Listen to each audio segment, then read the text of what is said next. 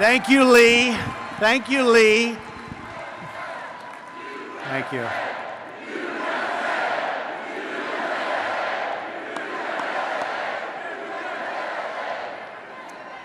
And thank you also to Commander Harmon.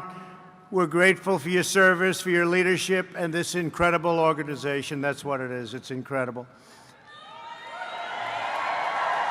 I'm honored to be here today in Kansas City, Missouri, to pay tribute to the men and women who make freedom possible. Kansas City, and what a special place, what a special group of people. The veterans of foreign wars, you people should be very proud of yourselves. I want to personally thank each and every one of you who has served our country in uniform, defended our nation in battle, and protected our great American flag. Thank you.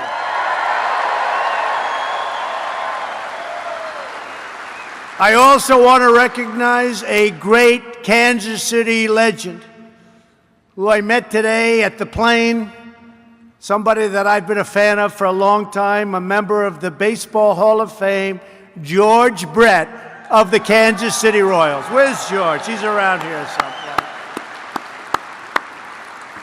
I said, George, how many years? 20. What was your batting average? 305. I said, that's pretty good. 305 for 20 years. Special guy. I want to thank a true patriot, your executive director, Bob Wallace, along with your outstanding National Auxiliary, President Dee Gilroy. Thank you, Dee. Thank you. And congratulations to VFW's incoming leadership, B.J. Lawrence and Sandy Kriebel. Where are they? Great. Great. Congratulations. We're also joined by our brand new VA Secretary, Robert Wilkie. He's going to be fantastic, who was just confirmed by the Senate last night with an overwhelming vote. The only ones actually that voted against him were all of the people, super lefts, that are running against me in 2.5 years. Every one of them. If you want to know who's running, just take a look at Wilkie's score, because every single one of them, there'll be probably quite a few more, but in the Senate, that was it. But what a great vote, and he's going to do a fantastic job. There's been nothing more important to me. Thank you. Thank you, Bob. I also want to thank our acting VA Secretary, Peter O'Rourke, for doing such a fantastic job in the meantime, holding down the fort until Wilkie got approved. And Peter is going to be joining the whole team, and they are doing numbers, and they are doing a job with choice and with all of the other things that we've gotten approved. They're doing some job for our vets. It was a very important commitment that I made to you during the campaign, and we're fulfilling that commitment. Several terrific members of Congress are here today as well, great friends of mine. They've helped me so much. We're joined by Kevin Yoder from Kansas. Incredible guy. Kevin Yoder. What an incredible guy. And members of Missouri's congressional delegation, Vicky Hartzler, Billy Long, Jason Smith, along with your state's Attorney General. Hopefully, we need him so badly. Hopefully, your new senator to be Josh Hawley. We need Josh badly. Josh, thank you. In fact, Josh, do me a favor, come up here just for a second. Just shake my hand. This guy is a special man. Come here, Josh. Come here.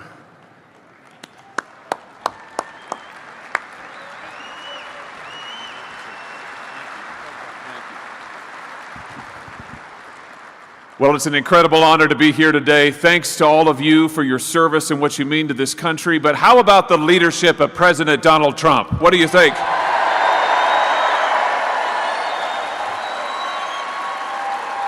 You know, when I think about President Trump, there's one word that comes to mind. That word is courage. Do you agree? How many people over the years have said that they'll do this or they'll do that, but there's one guy who had the guts to actually fulfill his promises, the guts to move our embassy to Jerusalem, the guts to actually stand up against our enemies overseas, the guts to put conservatives on the Supreme Court of the United States, and that's Donald Trump.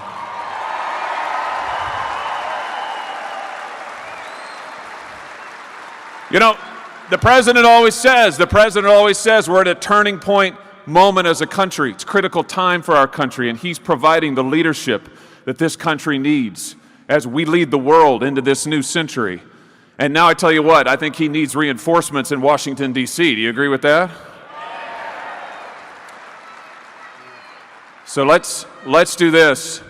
Let's show our appreciation again for President Trump and the leadership that he is giving to this country, and let's redouble our efforts and recommit ourselves to standing together, working hard, and making America great again.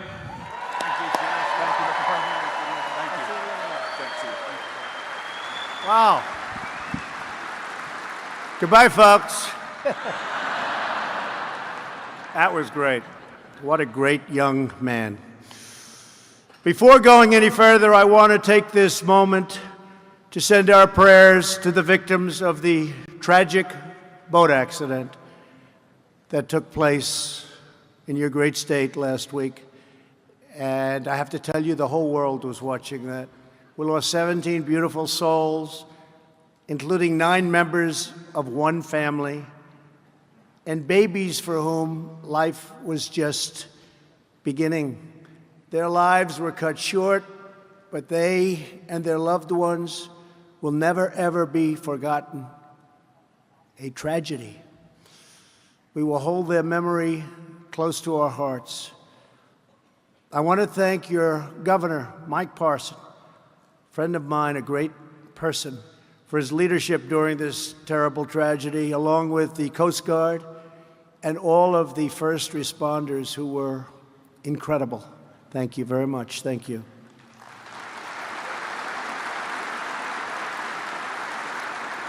Next year will mark the 120th anniversary of the Veterans of Foreign Wars, the oldest major veterans organization in our country. That's pretty good, right?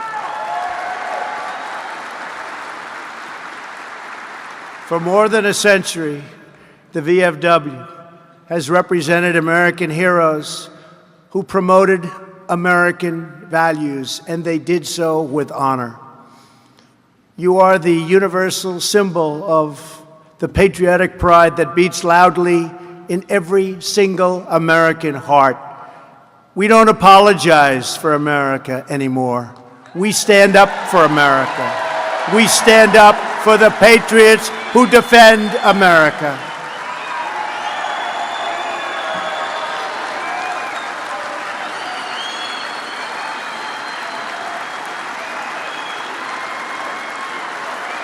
And we stand up for our national anthem.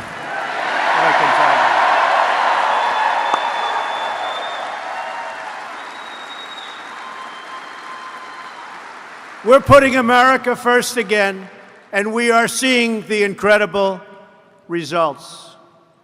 We're destroying the bloodthirsty killers known as ISIS, almost gone. We're calling the threat by its real name, a name that wasn't mentioned for a long time. It's called radical Islamic terrorism. That's what it is.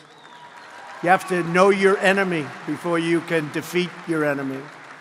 Earlier this year, I recognized the true capital of Israel, as Josh said, Jerusalem, where we just opened the American embassy.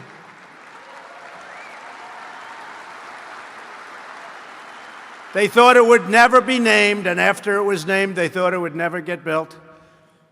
And I built it within 4 months. How about that one? You know that story. 4 months. They came to my office.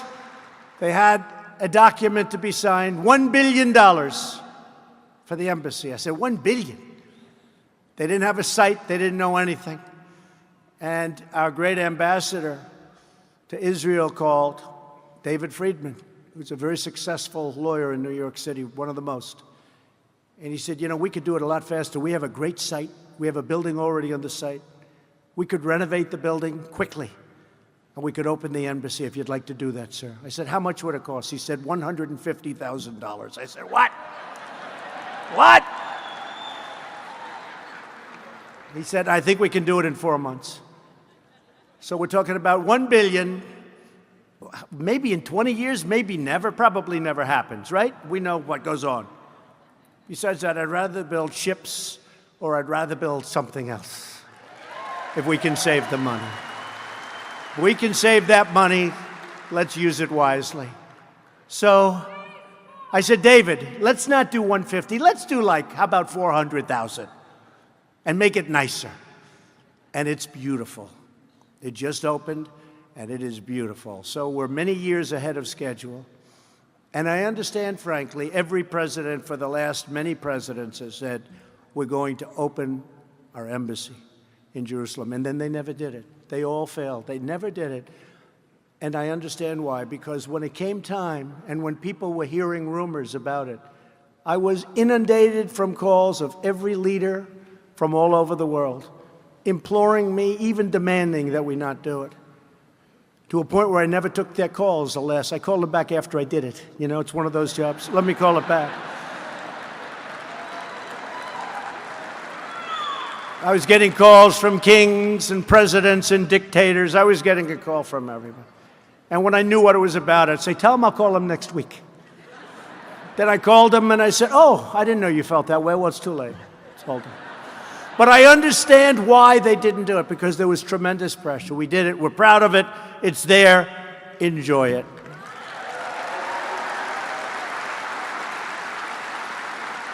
And by the way, the biggest fan may very well be the evangelicals. They wanted that built. They wanted that there. So we're very proud of it. We've removed unnecessary restraints on our warfighters in Afghanistan. Those who risk their life and limb for our country, they deserve rules of engagement that give them the best opportunity to finally defeat the enemy.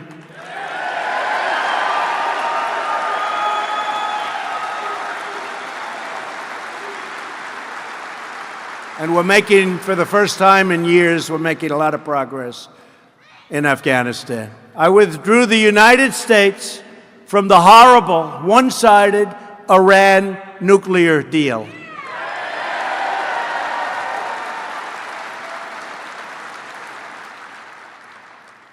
And Iran is not the same country anymore. That I can say. And we'll see what happens. But we're ready to make a real deal, not the deal that was done by the previous administration, which was a disaster. We're also pursuing the denuclearization of North Korea and a new future of prosperity, security, and peace on the Korean Peninsula and all of Asia. New images just today show that North Korea has begun the process of dismantling a key missile site, and we appreciate that. We had a fantastic meeting with Chairman Kim, and it seems to be going very well. I know we're joined today by many incredible veterans of the Korean War. Thank you for your courageous service.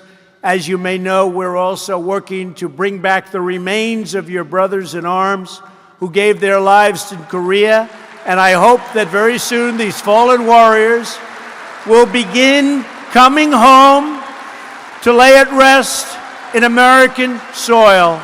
That's starting the process.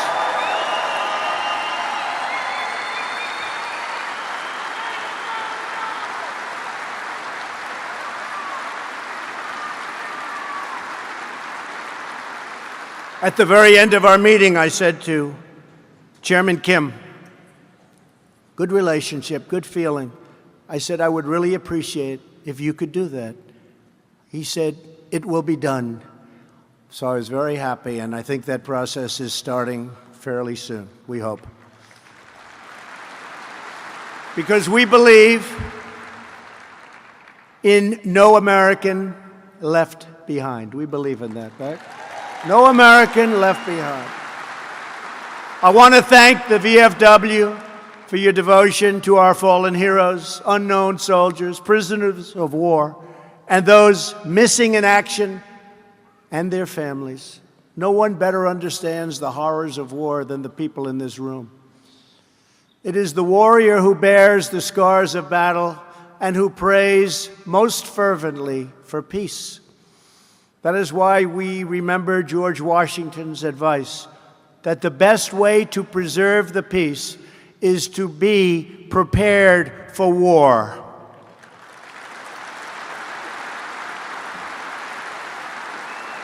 And that is exactly what we do all the time. My thinking is always on military and military strength.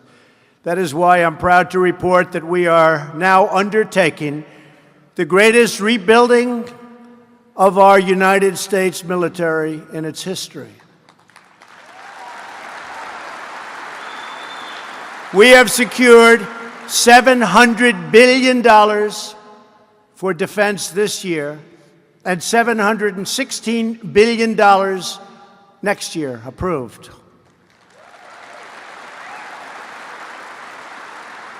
We're ordering 147 new F-35 Lightning fighters.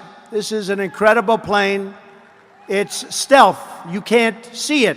So when I talk to even people from the other side, they're trying to order our plane. They like the fact that you can't see it. I said, how would it do in battle with your plane? They say, well, we have one problem. We can't see your plane. That's a big problem. Stealth, super stealth, the best in the world.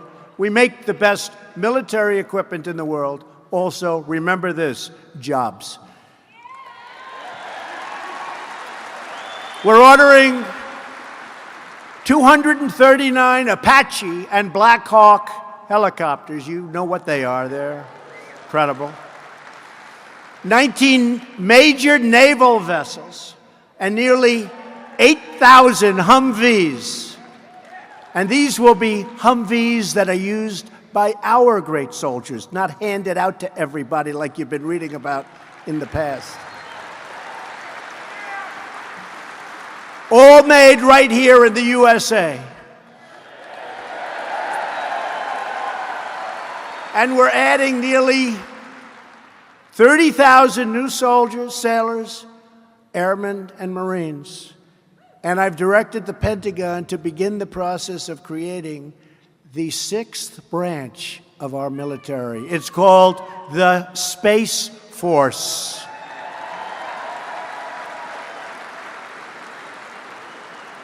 We are living in a different world, and we have to be able to adapt.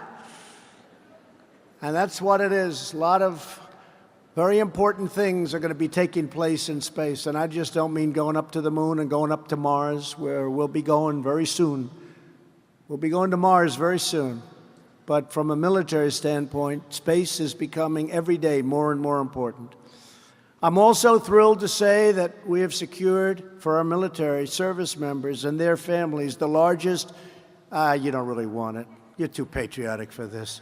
The largest pay raise in almost a decade. Largest pay raise. You don't want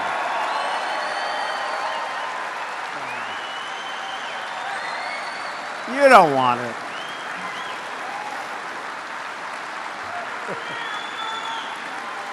Nah. Anybody willing to give it up for the sake of your country? Okay, keep it. You deserve it. You really do. It's been a long time since you've gotten a raise. You deserve it. My administration is committed to ensuring that our warfighters have the tools, the resources, the firepower that they need to defeat our enemies with overwhelming force. Hopefully, we will never have to use the kind of power that I'm building and helping to build for you. Hopefully, people will look at us and they'll say, let's pass. Let's pass. America is a peace-loving nation. We do not seek conflict, But if conflict is forced upon us, we will defend ourselves. And if we must, we will fight, and we will do nothing but win.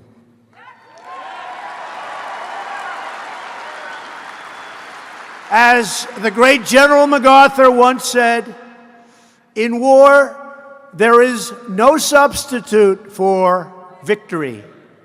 Victory. We're also committed to ensuring that when our warriors return home as veterans, they receive the best care anywhere on earth.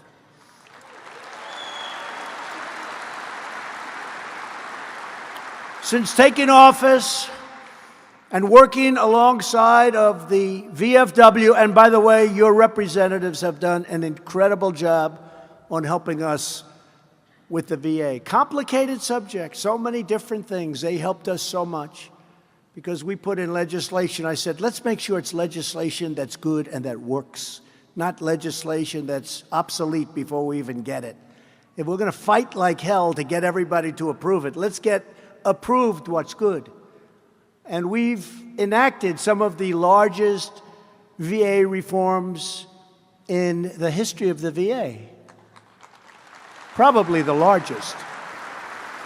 Last year, I signed into law the landmark VA Accountability Act, which nobody thought we could get approved. Nobody. We're good at getting things approved. Nobody thought. Now, when a bad person, maybe a federal employee in this case, but somebody bad mistreats or neglects or abuses our great veterans in their time of need, we can turn to them, look at them in the eye and say, you're fired, get out, get out.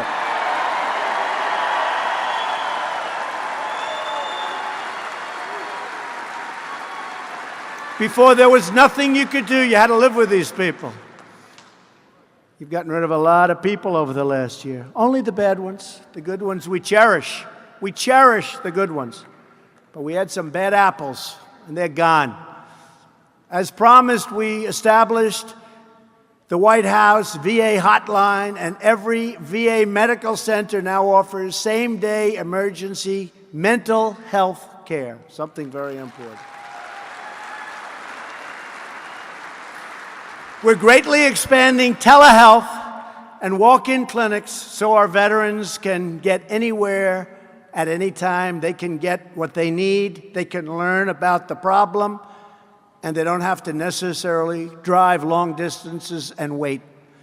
We are also, it's been a very big success.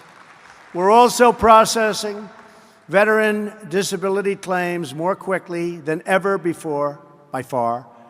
The VA has implemented the decision-ready claims process where claims can be completed in under 2 weeks. We're striving for 1 day, but under 2 weeks. It used to be many, many months.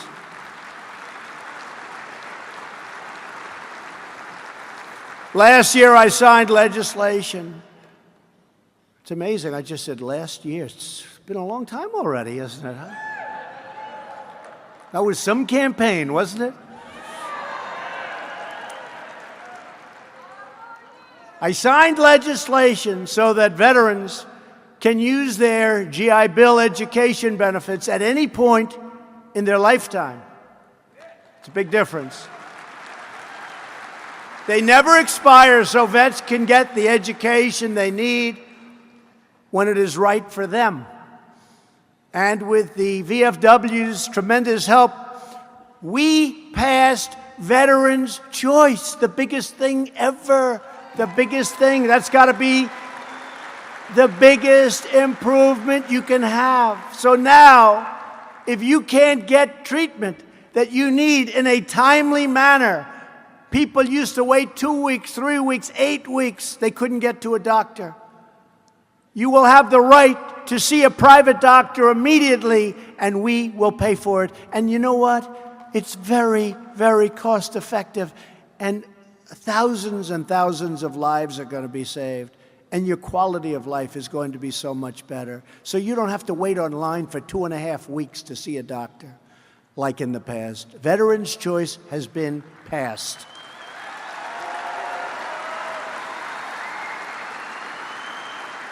And my administration also understands that we cannot be a safe country if we are not a prosperous country. We have to think of ourselves. You have to see these trade deals I'm working on. They're a disaster. We're losing hundreds of billions of dollars with individual countries a year. And they're sticking. You got to stick it out. We got to fight it. Nobody else fought it. I went to some of the countries. I said, how did it get so imbalanced? They said, nobody ever called. They said, nobody ever called. They do whatever they wanted, and we just put up with it. Not any longer, folks. Not any longer. Making tremendous progress. They're all coming. They don't want to have those tariffs put on them. They're all coming to see us. And the farmers will be the biggest beneficiary. Watch. We're opening up markets. You watch what's going to happen. Just be a little patient.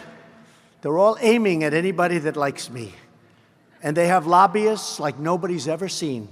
They have the best lobbyists ever put together. I was hearing and reading that they have some of the greatest lobbying teams ever put together. You've got to stop the president from putting tariffs on these countries and these companies that are ripping off the United States. You've got to stop them. Just remember, we're going to do something that, honestly, nobody else could do. Nobody else could do. We have a lot of... Thank you, darling. I like you, too. I like her. Thank you very much. That was good timing. We're now in the midst of a great economic revival. And it's for that reason that I chose this is the time. Last year, our country lost $817 billion with a B dollars on trade. We lost $817 billion. And people say, oh, could you do it this week? Could you get it done immediately? These countries have been ripping us off for decades. It doesn't take a week. It takes a little longer. But we're going to get it done. But just remember, we can't lose $817 billion. We rebuilt China. What the European Union is doing to us is incredible. How bad?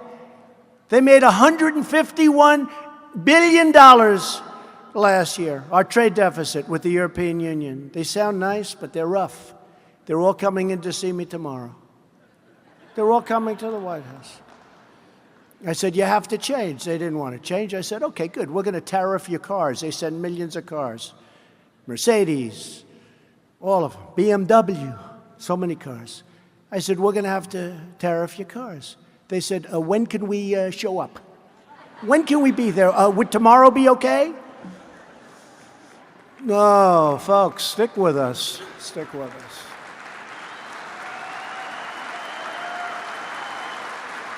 Amazing. But remember, they have the biggest, best, strongest lobbyists, and they're doing a number. Just stick with us. Don't believe the crap you see from these people, the fake news.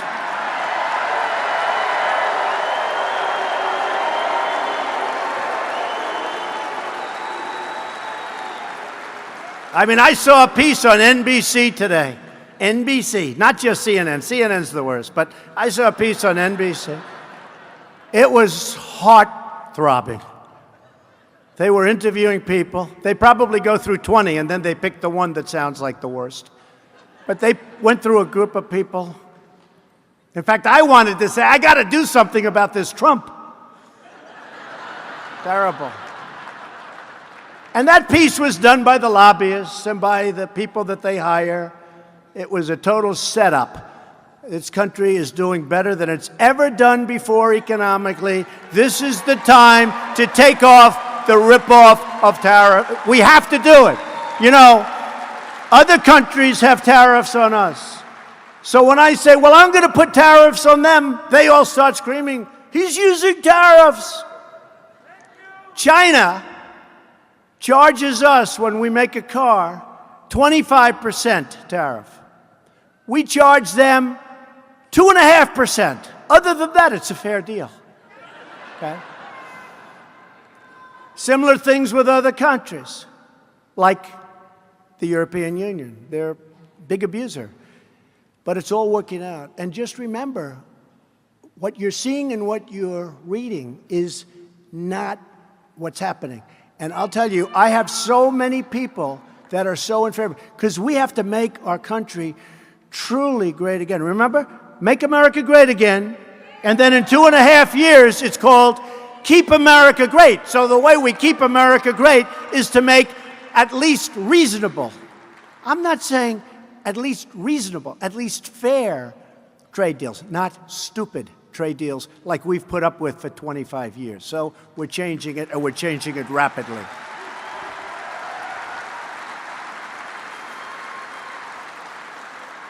Over the last little more than a year and a half, we've created 3.7 million jobs since election. African American, Hispanic, and Asian American unemployment has reached the lowest levels ever recorded in our country's history. The lowest levels. Unemployment, lowest level. Remember, I used to say, I said it here, what do you have to lose? I was right. Women's unemployment recently achieved a 65-year low, lowest in 65 years.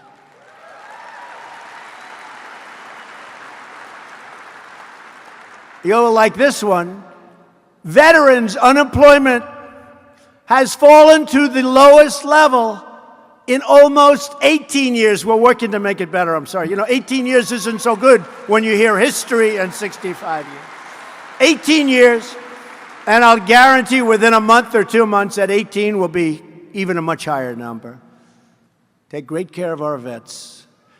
Consumer, business, and manufacturing confidence has reached its all-time highs. Confidence is all-time high. We've cut a record number of job-killing regulations. No president, no matter how long they've been in office, even though we're only here for a short time, has cut anywhere near the regulations. And these are unnecessary. These are waste regulations. It would take 20 years to get approval to build a highway. We're trying to bring it down to 1 year. We have it down to about 2. We're trying to get it down to 1. And if it doesn't work, or if it's environmentally unsound, or there's something wrong, we're not going to approve it. But we're not going to take a process 20, 21 years and then raise your hand that it's not approved. We'll let you know in a period of a year or maybe 2. Right now it's at 2. We're trying to bring it down to 1. We passed the biggest tax cuts and reforms in American history, biggest in history.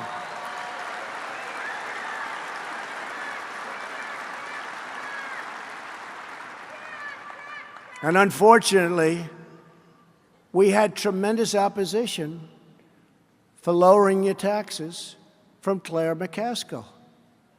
She voted against. Unbelievable. And she wants to now end it so that you pay more. Did you figure this one out? I don't know. Is that good? You figure that one out. In the first quarter of this year alone, American companies repatriated a record of nearly $300 billion. This is in the first quarter. And it's coming back into our country with our companies and our employment and building plants and factories and headquarters in our country where it belongs. We think the number, and this is all because of our tax reform and tax cuts, we think the number will be close to $4 trillion coming back into our country. Money that would never have been seen by you or us or me. And just like I promised, we're confronting the unfair trade deals, and we are doing it like nobody's ever done because our workers have been cheated, our companies have been cheated, they've stolen our wealth, they brought it to other countries. As you know, I campaigned on that issue. It's very close to my heart. I understand that issue better than anybody. I don't like it when they close a factory in your state or a plant in your great state, and they move it to another country, and they make the product. They fire all of you. and they make the product and they send it back into our country to be sold tax-free. I don't like that. I don't like it. We're stopping it. We're stopping it. Because companies are moving back into our country like never before. You saw Chrysler announced, many are announcing. Japan's just announced 2 big companies are opening up in Michigan. We have a lot of companies coming back into our country. You haven't seen that for 25 years. You haven't seen it. And we need workers because our unemployment rate at 3.8% is so low. Now we're taking people off the rolls and we're training people, but we need workers. And that's why I want people coming in. You know, people don't say this and they certainly don't report it, but I want people coming into our country, but I want them coming in based on merit. I want the merit system so they can help us. Merit. The forgotten men and women of our country are forgotten no more. The Democrats are trying to find out who are these people that came out to vote? Where did they come from? Remember that? Where did they come from? Now they know, but they're not going to the Democrats who are going so far left that nobody can believe it. They want open borders and crime's okay. We want strong borders and we want no crime. Other than that, we're very similar. Other than that, we're very similar. We also know that to be a strong nation, we have to have these strong borders. We cannot send our military to confront threats abroad, only to allow those same threats to cross our borders and to threaten us right here at home. We help other countries protect their borders, and we don't protect our own borders. How about that? We're fighting every day to secure our borders, and we're doing a great job.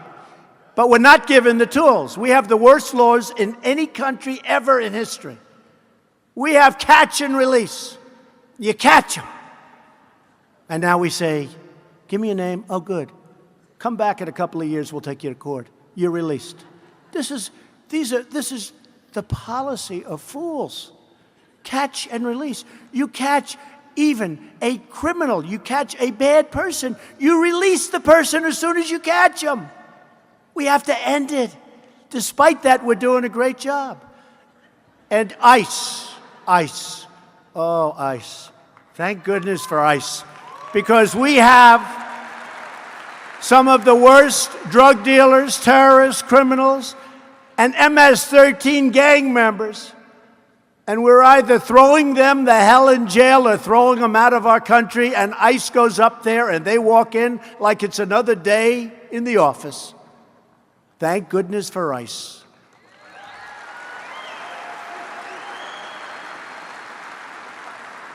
The Democrats want to abandon ICE. They want to end ICE. They're too strong. I saw one of the people they're too strong. They're too strong.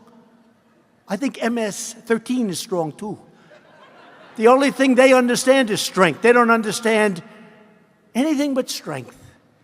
And ICE is tough and smart, and they track them down, and they stop tremendous amounts of crime. And these are great people, and they're not being treated properly.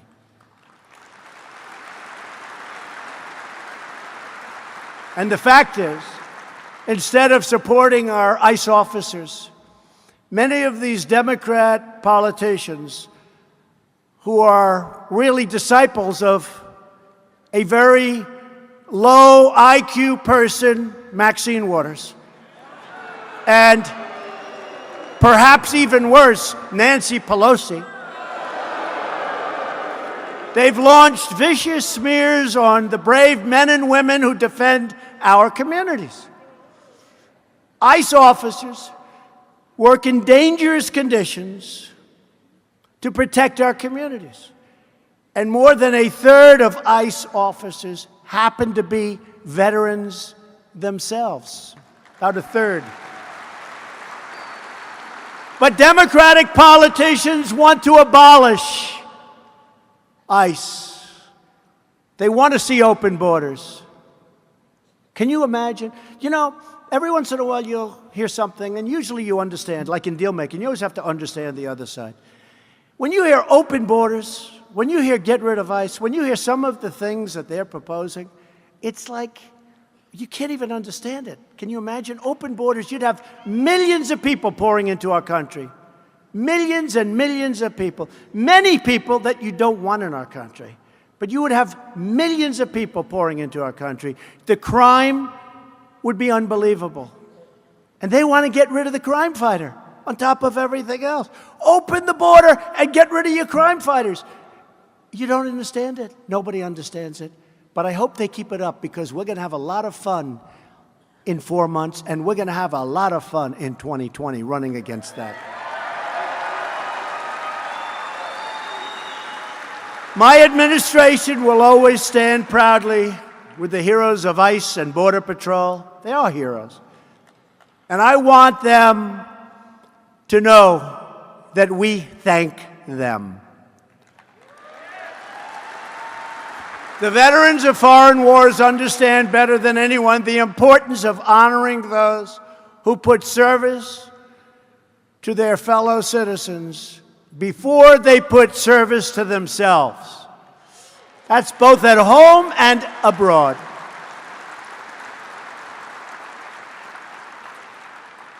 Here with us today is an extraordinary man who embodies the highest ideals of loyalty, patriotism, and service.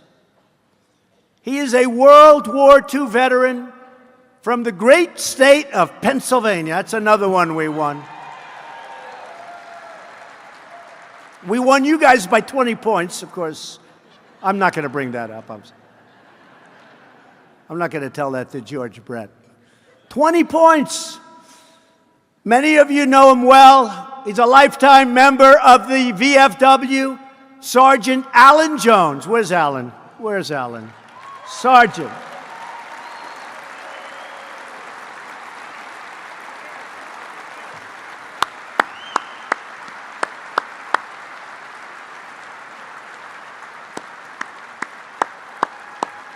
Should we bring him up?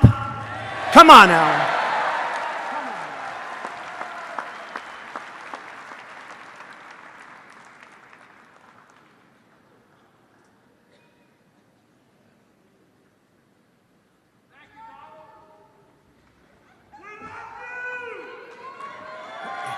He's only 94, and the Secret Service made him walk about 100 yards out of his way, but that's okay. That's okay.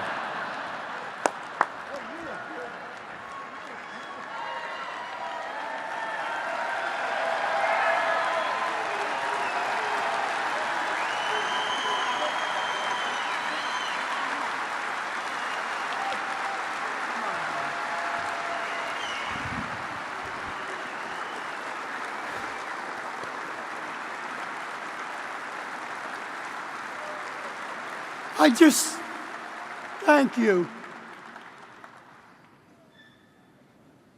This is one of the highlights of this 94-year-old man. I just want to tell you a few things, may I, yes. Mr. President? I've got time. I had 4 brothers serve in World War II. My oldest brother was lost off the coast of Italy. Many times I just wished that he could come back to the land of free and the home of brave again.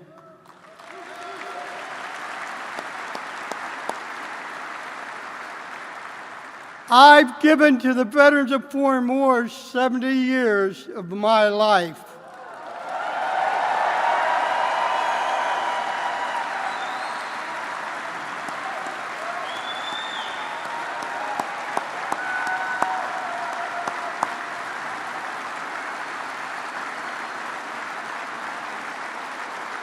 Thank you. My wife's with me today, but she's not here. She's not feeling well. And my children are watching me today, hopefully, to know that their dad got to stand beside the President of the United States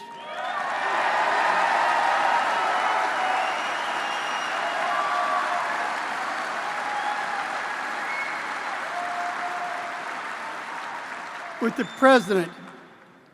Mr. President, I want to ask you something.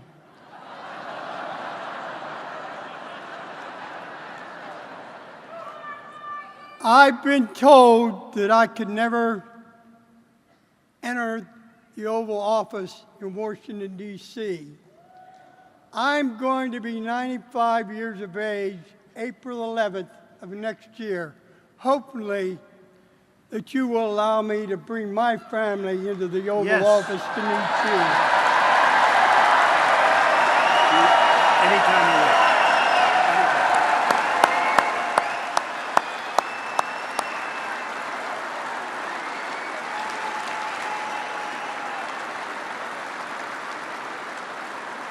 One last thing, Mr. President.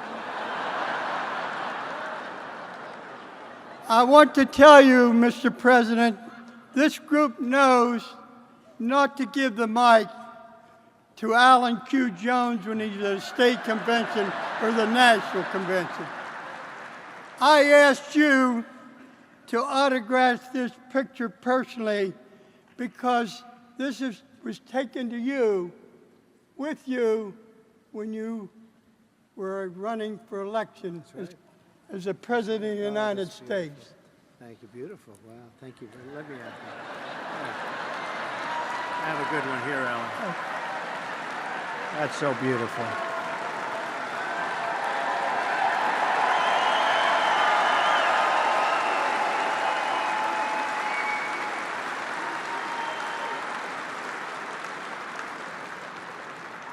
I'm going to say up there. Okay, here, I'm going to do this. You got it. Thank you, Alan. Thank you, man. God bless you, Mr. President, and I wish you well in the future. Thank you, Jim.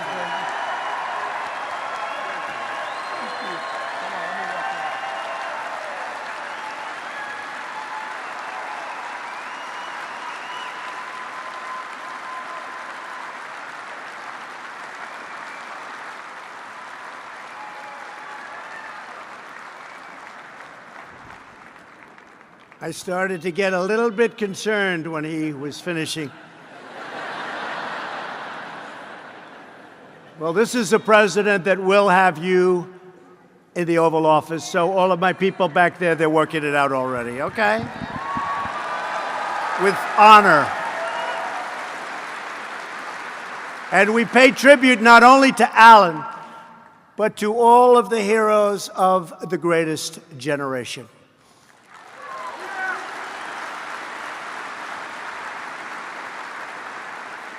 And I'd like to take this moment to recognize every World War II veteran in the audience today. Each of you is a national treasure. It's true.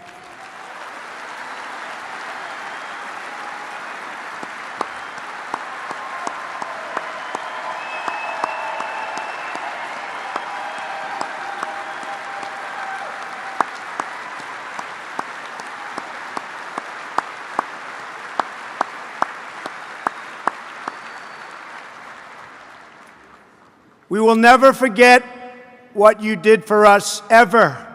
From Bunker Hill to Belleau Wood, from Iwo Jima to the Incheon landing, Americans have stormed into danger, stared down evil, and stood strong and tall for God, country, and freedom.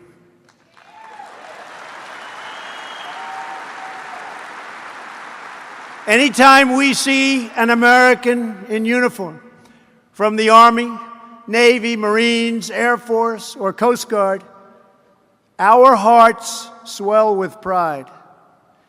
And anywhere those uniforms appear, our enemies tremble with fear because they know There is no greater force for peace and justice than the United States military.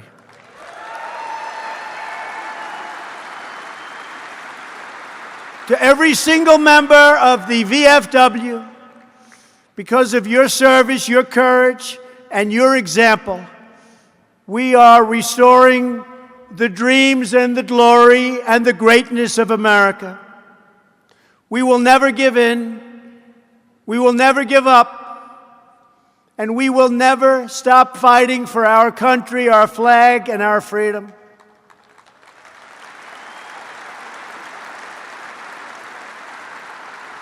Together we will keep on fighting, and we will keep on winning as one people, one family, and one nation under God.